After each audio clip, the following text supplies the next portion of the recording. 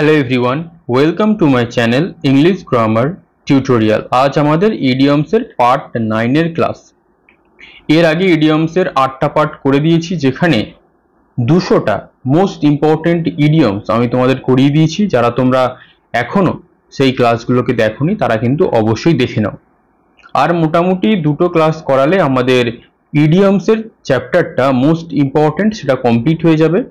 তারপরে যেটা most demanding chapter synonym antonym, তার উপরে আমি ম্যারাথন ক্লাস শুরু করব। মোটামুটি আর একটা দুটো ক্লাস হলে আমাদের ইডিয়মসটা শেষ হয়ে যাবে। তারপর আমি যেটা মোস্ট ডিমান্ডিং তোমাদের সিনোনিম আর অ্যান্টোনিমের ক্লাস আনতে শুরু করব। তোমরা সবাই জানো ডাব্লিউবিপি এবং কেপি কনস্টেবল সেখানে ইংরেজিতে 10 নম্বর রয়েছে। তার জন্য আমি তোমাদের জন্য একটা স্পেশাল কোর্স ইউটিউবে ফ্রিতে করাচ্ছি। তোমরা যারা এখনো চ্যানেলের সাথে যুক্ত হওনি বা তোমরা যারা নতুন ভিডিওটা দেখছো তারা আগের ক্লাসগুলো কিন্তু অবশ্যই দেখে নেবে এবং তোমরা ভিডিওটাকে লাইক করে দেবে এবং চ্যানেলটাকে সাবস্ক্রাইব করে অল নোটিফিকেশনটাকে অন করে দেবে, যাতে যে কোনো ভিডিও আমি তোমাদেরকে দিই সেটা যেন তোমরা খুব তাড়াতাড়ি প্রথমেই দেখে নিতে পারো। তাহলে তোমরা একটা জিনিস জানো যে আমার ক্লাসে কথা কম কাজ বেশি আমি পছন্দ করি, বেশি ফালতু না বকে টু দ্য পয়েন্ট খুব কম সময়ের মধ্যে মেন জিনিসটাকে তোমাদের সামনে তুলে ধরার। সেই জন্য যে ক্লাসগুলো আমি 1 ঘন্টা ধরে করাতে পারতাম সেটাকে আমি চেষ্টা করি 20 মিনিট 18 মিনিট এর মধ্যে রাখার, যাতে তোমাদের টাইমটা অপচয় না হয়। তাহলে চলো আজকের ক্লাস শুরু করা যাক। আজকে প্রথম ইডিয়মস আমরা দেখব, 201 থেকে শুরু হবে। Pick and choose. Pick and choose এর মানে হলো select only the best from choices. Select only the best from choices তার মানে কি, তোমার কাছে কিছু পছন্দ করতে দেওয়া হয়েছে, তোমাকে বলা হয়েছে যে এর মধ্যে তুমি বেস্ট যেটা সেটা চয়েস করে নাও। ধরো তোমার সামনে একটা সরকারি চাকরি আর একটা বেসরকারি চাকরির অফার রাখা হয়েছে, তোমরা কি করবে? তাড়াতাড়ি করে বেস্ট কোনটা, সরকারি চাকরিটাকে চয়েস করে নেবে। ক্লিয়ার? এইরকম ভাবে যে কোনো জিনিস হতে পারে, এটা শুধু চাকরির ক্ষেত্রে না, যে কোনো জিনিসের ক্ষেত্রে এটা হতে পারে। To be moved to tears. To be moved to tears মানে হচ্ছে to be overwhelmed with emotion, অর্থাৎ কি আবেগে একদম জর্জরিত হয়ে যাওয়া। কিরকম ভাবে? ধরো তুমি ডাব্লিউবি কনস্টেবল বা কেপি কনস্টেবলের চাকরিটা পেয়ে গেছো, তোমার চোখে আনন্দে কি হয়েছে? জল চলে এসছে। তাহলে তুমি কি হয়ে গেছো? To be moved to tears, অর্থাৎ আনন্দে আত্মহারা হয়ে গিয়ে এতই আনন্দ হয়েছে যে তুমি খুশিতে তোমার চোখে জল চলে এসছে। ক্লিয়ার? এইভাবে মনে রাখতে হবে। নেক্সট, টু গেইন গ্রাউন্ড মানে হচ্ছে কি টু মেক প্রোগ্রেস, অর্থাৎ কি উন্নতি করা। এই যে তোমরা যখন ইংলিশ ক্লাস প্রথম শুরু করেছিলে আর এখন তোমরা যে পর্যায়ে আছো, তোমরা কি করছো? তোমরা মেক প্রোগ্রেস করছো, তোমাদের উন্নতি করছো। তোমরা আগে ইংরেজি ধরে নিলাম আমি যখন তোমরা প্রথম শুরু করেছিলে কিছু জানতে না, এখন মোটামুটি জানতে শিখেছো। এই যে প্রতিনিয়ত তোমরা একটা প্রোগ্রেস করছো বা তোমাদের একটা উন্নতি ঘটছে, সেটাই হচ্ছে to gain ground. Clear? Next, lean and mean মানে হচ্ছে ready and efficient. Lean and mean, ready and efficient মানে হচ্ছে যে সর্বদা প্রস্তুত থাকে এবং যে খুব কার্যকরী। কিরকম ভাবে? অনেক ছাত্রছাত্রী আছে তারা কিন্তু এই ডাব্লিউবিপি বা কেপি কনস্টেবল যেহেতু পরীক্ষাটা একটু পিছিয়ে গেছে, তারা কিন্তু আর খুব একটা প্রস্তুতি নিচ্ছে না। কিন্তু যারা বুদ্ধিমান তারা কিন্তু রেডি হয়ে আছে এবং তারা এফিসিয়েন্ট। তার মানে কি, যখনই সুযোগটা আসবে, পরীক্ষার ডেট ঘোষণা হবে, তারা এখন থাকতেই কমপ্লিট প্রস্তুতি নিয়ে রাখছে, যাতে একদম কি চাকরিটাকে নিয়ে বেরিয়ে আসতে পারে। Clear? Next, play safe. Play safe মানে হচ্ছে avoid risk and take precaution. Avoid risk মানে কি যে কোনো বিপদকে এড়িয়ে যাওয়া, অ্যান্ড টেক প্রিকশন অর্থাৎ বিপদ যে তোমার হতে পারে সেটা তুমি আগাম আন্দাজ করে তার একটা প্রস্তুতি নিয়ে রাখছো। অর্থাৎ কি প্লে সেফ মানে কি, ধরো আমি বলতে পারি যে যারা এই আবার ওই উদাহরণটা দিই, ডাব্লিউবিপি আর কেপি, অনেকেই প্রস্তুতি নিচ্ছে, অনেকে প্রস্তুতি নিচ্ছে না। যারা প্রস্তুতি নিচ্ছে তারা কিন্তু প্লে সেফ করছে। কেন? তারা রিস্ক যেটা আছে যে আগে ডেট ঘোষণা হবে, তারপরে আমি পড়াশোনা করব, ওতে কিন্তু রিস্ক রয়েছে। ওই 1-1.5 মাস বা 2 মাসে তুমি পড়ে কখনো চাকরি পাবে না। আর প্লে সেফ কারা করছো? যারা 7 মাস 8 মাস থেকে কন্টিনিউ পড়াশোনা করে যাচ্ছ। ক্লিয়ার? তাহলে play safe. Feel the pinch মানে হচ্ছে ফেস ফিনান্সিয়াল ডিফিকাল্টিজ, অর্থাৎ অর্থনৈতিক সমস্যার সম্মুখীন হওয়া।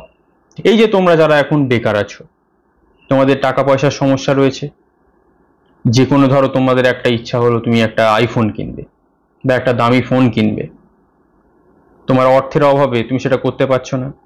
তোমার ইচ্ছা হলো তুমি একটা বাইক কিনবে, তোমার টাকার অভাবে তুমি সেটা কিনতে পারছো না। তাহলে ফিল দ্য পিঞ্চ মানে হচ্ছে টাকার অভাব বোধ করা।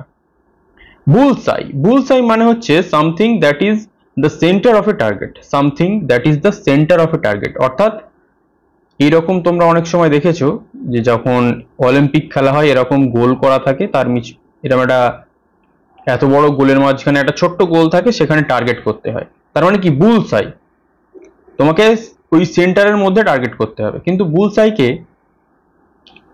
আমি আরো কিভাবে মনে রাখবো? ওই ডাব্লিউবিপি আর কেপি কনস্টেবল। তোমাদের সামনে অনেক অপরচুনিটি আছে, তোমরা সেই কি করছো? ডাব্লিউবিপি আর কেপি কনস্টেবলটাকে কি করছো? বুলসাই করে রেখেছো। তোমাদের মূল টার্গেট হচ্ছে ডাব্লিউবিপি বা কেপি কনস্টেবল হওয়া, তাহলে সেটাকে তোমরা মূল টার্গেট করে রেখেছো, বুলসাই করে রেখেছো। ক্লিয়ার? নেক্সট, এইভাবে মনে রাখতে হবে আমাদের। অফ কালার, অফ কালার মানে হচ্ছে ফিলিং স্লাইটলি ইল, অর্থাৎ একটু অসুস্থ বোধ করা। এটা তার বোঝানোর কিছু নেই, তোমার হয়তো জ্বর হয়েছে বা তুমি অনেকটা সারাদিন কষ্ট করেছো, তুমি সন্ধেবেলা বাড়ি এসছো, তুমি একটু অফ কালার, মানে সকালবেলা তোমার যেমন এনার্জি ছিল ভরপুর, এই রাত্রেবেলা সেটা আর নেই, কারণ তোমার একটু সারাদিন খাটনির ফলে তুমি একটু অসুস্থ বোধ করছো। ক্লিয়ার? এখানে ব্যাখ্যা করার তেমন কিছু নেই। চেঞ্জ হ্যান্ডস মানে হচ্ছে past form one person to another, অর্থাৎ একজনের থেকে অন্য একজনের কাছে চলে যাওয়া। কিরকম ভাবে?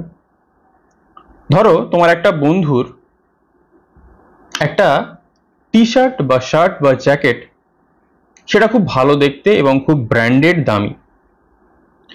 তোমাদের সেই রকম জিনিস কেনার পয়সা নেই। তোমরা কি করছো? তোমাদের 10 জন বন্ধু আছে, তার মধ্যে একজন খুব বড়লোক বন্ধু, তোমরা ওই শার্টটা যে যেখানে পড়ে যাচ্ছ বা বেড়াতে যাচ্ছ বা বিয়ে বাড়িতে যাচ্ছ, একবার এ নিচ্ছ, একবার সে নিচ্ছে, একবার অন্য কেউ নিচ্ছে। এটা তোমাদের বন্ধুদের মধ্যে হয়ে থাকে আশা করছি। তাহলে কি একের হাত থেকে অন্যের হাতে চলে যাচ্ছে, একজনের হাতে থাকছে না, মানে চেঞ্জ হ্যান্ডস হয়ে যাচ্ছে জিনিসটা। Clear? Next, out of the question মানে কি নট পসিবল অ্যাট অল। তাহলে এখানে ব্যাখ্যা করার কিছু নেই, যেটা একেবারে অসম্ভব, নট পসিবল অ্যাট অল। তাহলে ডাব্লিউপি বা কেপি চাকরি পাওয়াটা তোমাদের কাছে কি out of the question?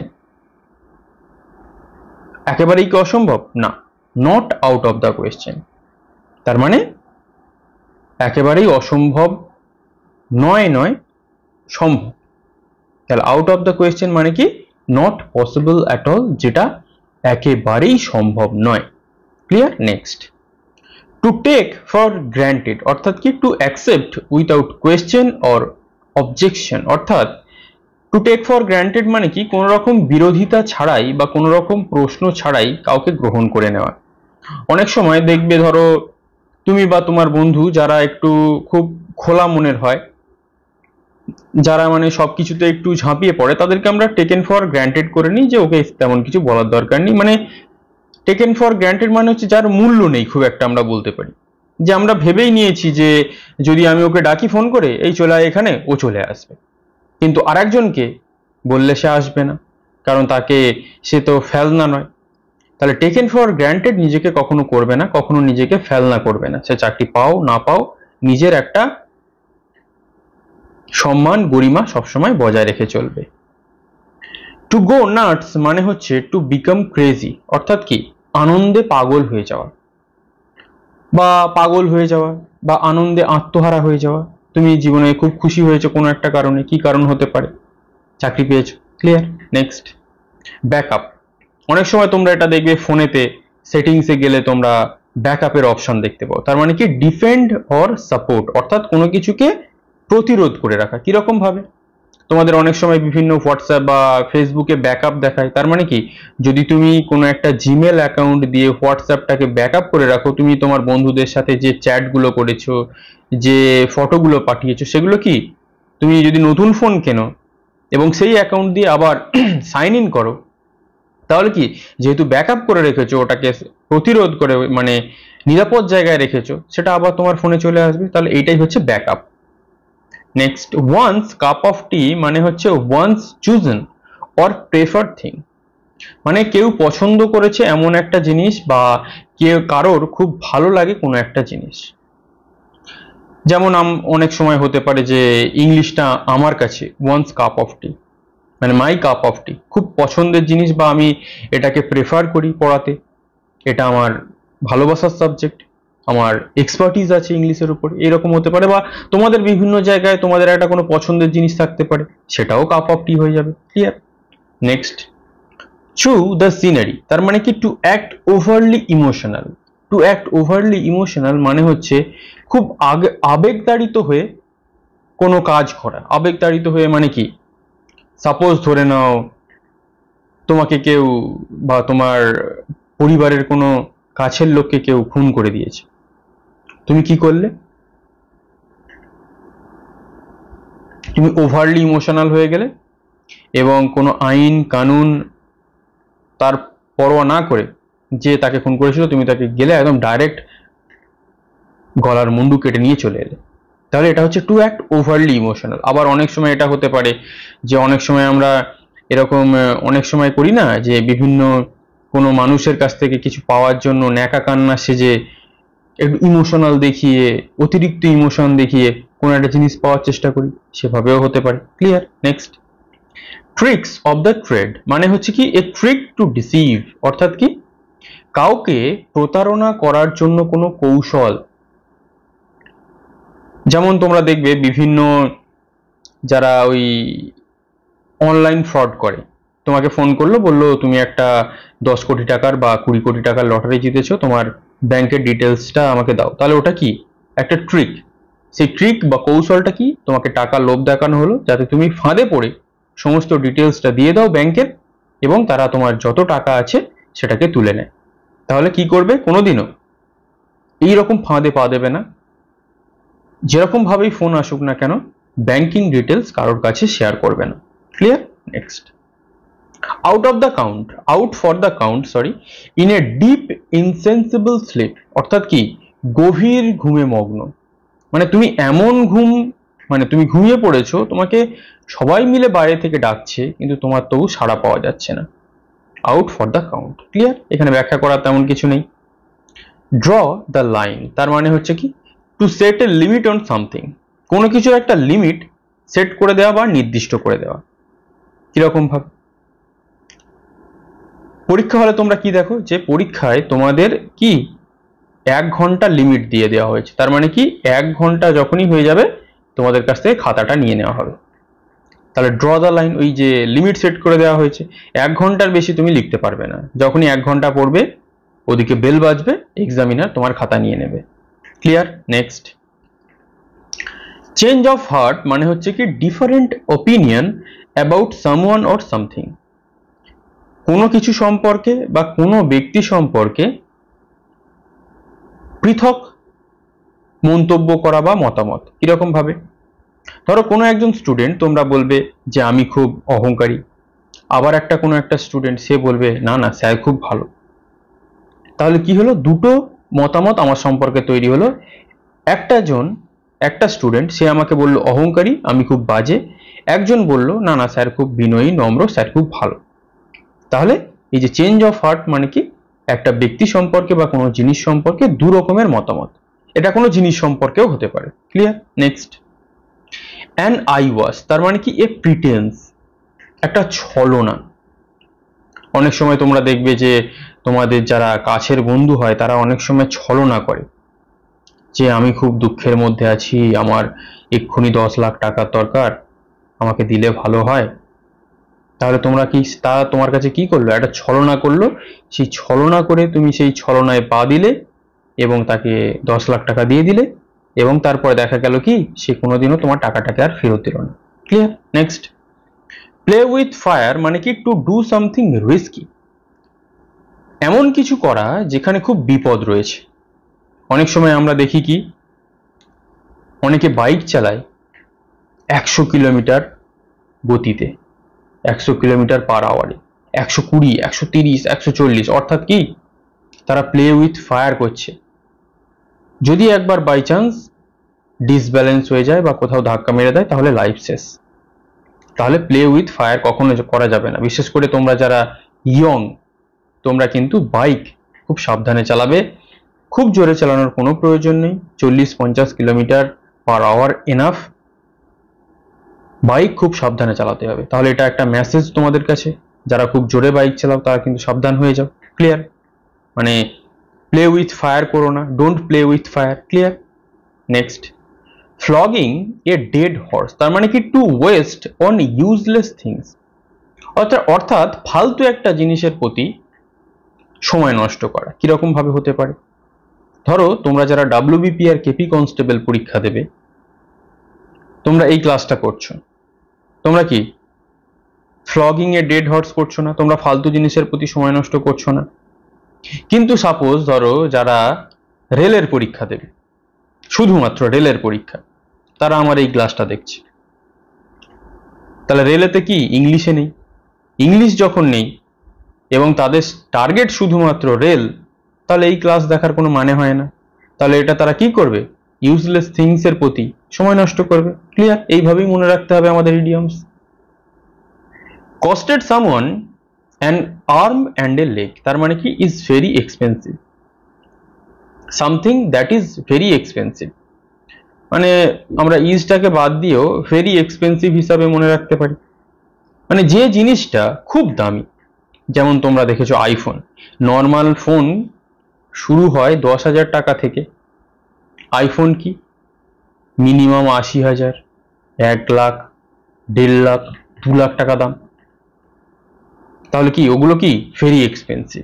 Clear? Next, hold the fort মানে কি to take responsibility for a situation temporarily. ভালো করে এটা কিন্তু বুঝতে হবে, কোনো একটা পরিস্থিতির জন্য সাময়িকভাবে দায়িত্ব নেওয়া। কিরকম ভাবে সেটা আমাদের বুঝতে হবে। সাপোজ ধরে নাও তুমি ডাব্লিউবিপি বা কেপি কনস্টেবল চাকরিটা পেয়ে গেছো, ঠিক আছে? চাকরিটা পাওয়ার পর কি হয়েছে, তুমি সেখানে কোনো একটা পুলিশ স্টেশনে তোমার একটা জয়েনিং হয়েছে। সেখানে তুমি দেখবে অনেক সময় কোনো থানার, সেটাকে এখন হয়তো আইসি বলে, ইন্সপেক্টর ইনচার্জ, সে হয়তো কোনো কারণে ওখানে আর নেই, সে হয়তো কোথাও বেড়াতে গেছে, ছুটিতে গেছে। তাহলে ওনার পরিবর্তে সাপোজ আমি ধরে নিলাম তোমাকে এই চার্জে দিয়ে দেওয়া হয়েছে কিছুদিনের জন্য, যতদিন না উনি বাড়ি এই অফিসে যোগদান করছে, থানায় আসছে বা বেরিয়ে থানাতে যোগ দিচ্ছে, ততদিন পর্যন্ত তোমাকে এই আইসির চার্জে রেখে দেওয়া হয়েছে। তাহলে কি তুমি সেখানে কি করছো? হোল্ড দ্য ফোর্ট করছো, অর্থাৎ you are taking responsibility for a situation temporarily, অর্থাৎ সাময়িকভাবে কিছুদিনের জন্য তুমি এই আইসির পদে বসছো। সেটা হতে পারে 1 সপ্তাহ, 2 সপ্তাহ। ক্লিয়ার? তারপরে কিন্তু তোমাকে ওই চার্জটাকে ছেড়ে দিতে হবে যখন উনি চলে আসবে। Clear? Next, all eyes and years, তার মানে কি টু বি ভেরি অ্যাটেন্টিভ, অর্থাৎ খুব মনোযোগ দেওয়া। এই যে তোমাদের মধ্যে অনেকে আছে, তারা কিন্তু অনেকেই অল আইজ অ্যান্ড ইয়ার্স করে ক্লাসটা দেখছে, খুব মনোযোগ দিয়ে দেখছে। আবার অনেকেই কি করছে, তারা কিন্তু মনোযোগ দিয়ে দেখছে না। তাহলে যারা মনোযোগ দিয়ে দেখছে তারা কিন্তু অবশ্যই খুব ভালোভাবে ইডিয়মস গুলোকে বুঝতে পারবে, এবং ইডিয়মস গুলোকে যদি আমরা বুঝতে না পারি আমরা কোনোদিনও মনে রাখতে পারবো না। তাহলে আজকে আমাদের এই পর্যন্ত ছিল পার্ট 9, আর মোটামুটি 2টো ক্লাস করালে আমাদের ইডিয়মসের টপিক শেষ হয়ে যাবে। এগুলো কিন্তু মোস্ট ইম্পর্টেন্ট ইডিয়মস, এগুলো কিন্তু তোমরা অবশ্যই করে যাবে ডাব্লিউবিপি এবং কেপি কনস্টেবলের জন্য। এছাড়া গ্রাম পঞ্চায়েতের জন্য তো কাজে লাগবে, এছাড়া বিভিন্ন পরীক্ষার জন্য কিন্তু এগুলো মোস্ট ইম্পর্টেন্ট, বিশেষ করে ডাব্লিউবিপি অ্যান্ড কেপির জন্য। তাহলে যেটা আমি বলে থাকি, ভিডিওর শেষে একটা লাইক এবং একটা কমেন্ট আমি তোমাদের থেকে আশা করতেই পারি। এরপরে ইডিয়মসটা শেষ হয়ে গেলে মোস্ট ডিমান্ডিং যে চ্যাপ্টার সিনোনিম আর অ্যান্টোনিমের ম্যারাথন ক্লাস শুরু হবে। সেই ক্লাসগুলো তোমরা অবশ্যই দেখবে, সেগুলোকে আমি প্রত্যেকটার বাংলা মিনিং সহ ব্যাখ্যা করে বলে দেবো, যাতে মোটামুটি তোমরা একটা পিডিএফ পড়ার দরকার না হয়, যখনই ফাঁকা পাবে এই ভিডিওগুলো দেখবে, কানে হেডফোন গুঁজে দিয়ে চোখ বন্ধ করে দেখতে থাকবে। কারণ যেভাবে আমি ক্লাসগুলো করাচ্ছি তোমাদের আর পিডিএফ পড়ার প্রয়োজন হবে না। যখনই ভালো লাগবে এগুলোকে, বা যখনই তোমরা ফ্রি টাইমে থাকবে এগুলোকে হেডফোন চালিয়ে কানে দিয়ে শুনতেই পারো। বাসেতে যাচ্ছ, কোথাও বসে আছো, বাড়িতে একা আছো, রাত্রে ঘুমাতে যাচ্ছ, যে কোনো সময় কানে হেডফোন গুঁজে শুনতে পারো। ক্লিয়ার? তাহলে পরের পার্ট 10-এ খুব শীঘ্রই আমাদের দেখা হচ্ছে। আজ এই পর্যন্তই। Thank you for watching.